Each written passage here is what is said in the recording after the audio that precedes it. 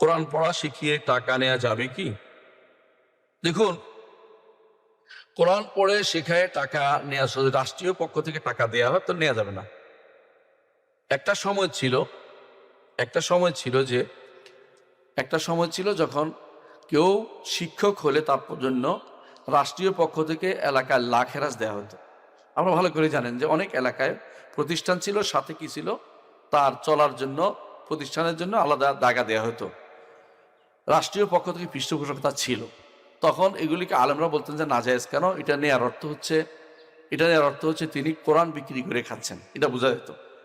এখন আলেমরা বলেছেন যেহেতু রাষ্ট্রীয় পক্ষ থেকে পৃষ্ঠপোষকতা করা হয় না, এমন শিক্ষার পৃষ্ঠপোষকতা করা হচ্ছে যা কোরআন ভিত্তিক শিক্ষা নয়। এখন এই জন্য দিন শিক্ষার জন্য এটা হচ্ছে পরবর্তী আলেমরা এটা বলেছেন যে দিন শিক্ষা তো ফরজ। আর যখন আরবি কায়দা হচ্ছে এটা যে মা লা ইয়াতিমুল ওয়াজিবু ইল্লা বিহি ওয়াজিব, যা না করলে ফরজ আদায় করা যায় না তা করাটা ফরজ। কথা বুঝেন এটা? সেই জন্য যেহেতু এইটা বন্ধ হয়ে যাবে টাকা না দিলে, মানুষের তো পকেটে টাকা না থাকলে খাবে কি?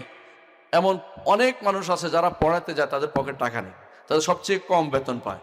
সে অবস্থায় অনেকে আজ টাকাও পায় না, তাহলে খাবে কি? তার পরিবার আছে, সন্তান আছে, নিজের পকেট আছে, তাহলে বাধ্য হয়ে তাদেরকে এমন কিছু দেওয়া উচিত যারা এই কারণে তারা চলতে পারে। তো আপনার টাকার বিনিময়ে নয়, পরে তার সময় দিচ্ছে, শ্রম দিচ্ছে, আসা যাওয়ার খরচ দিচ্ছে, সেই হিসেবে তাকে আপনার সহযোগিতা করবেন। এটা হচ্ছে নীতি। কিন্তু কোরআনের বিনিময়ে টাকা দিচ্ছে এটা বলা যাবে না, কারণ কোরআনের বিনিময় হয় না। কোরআনের কোনো বিনিময় হয় না, দিনের কোনো কাজের বিনিময় হয় না। কিন্তু রাষ্ট্রীয় পৃষ্ঠপোষকতা যেদিন পাওয়া যাবে, যেদিন মক্তবগুলোতে রাষ্ট্রীয় ব্যবস্থাপনা থাকবে, অর্থ দেওয়া হবে যে মক্তব শিক্ষার সবার আগে, অন্য সব কিছুর আগে, সেদিন আর কারো থেকে টাকা নিতে পারবেন না। কিন্তু আমাদের সমস্যা হচ্ছে দুইটা। একটা হচ্ছে রাষ্ট্রীয় টাকা পেলে আর পড়াইতে চাই না, টাকাটা শুধুমাত্র নেই। অনেকেই সেটা করে। ইসলামিক ফাউন্ডেশন যে সমস্ত তৈরি করেছে, অনেকেই শুধু টাকাটার জন্য শুধুমাত্র ইসলামিক ফাউন্ডেশন যায়, ঠিক মতো অনেকে আদায় করে না। অনেকে করে, আলহামদুলিল্লাহ, ভালো, অনেকে ভালো আছেন, কিন্তু অনেকে সেটা ঠিক মতো আদায় করেন। আর অনেকে আছে যেখানে রাষ্ট্রীয় পৃষ্ঠপোষকতা না, এখানে টাকার জন্য হন্য হয়ে ঘুরছে। আপনার নিয়ত থাকবে সন্তানকে কোরআন শিক্ষা দেয়, সন্তানদেরকে আমানতে কোরআন শিক্ষা দেব, আল্লাহ তাআলা ইনশাআল্লাহ নিয়তে বরকত দিবেন। মানুষে যা দেয় সেটা নিবেন।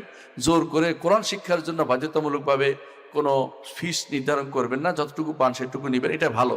আপনার চলার সুবিধা হলে প্রয়োজনে যারা ব্যবস্থাপনা করবে তারা টাকা দিবেন, যারা ছাত্রদের থেকে টাকা ভিন্নভাবে নেবেন। কিন্তু টিচারকে সরাসরি ছাত্রদের থেকে টাকা না দিলে পড়াবো না, এমন কথা যেন না বলেন।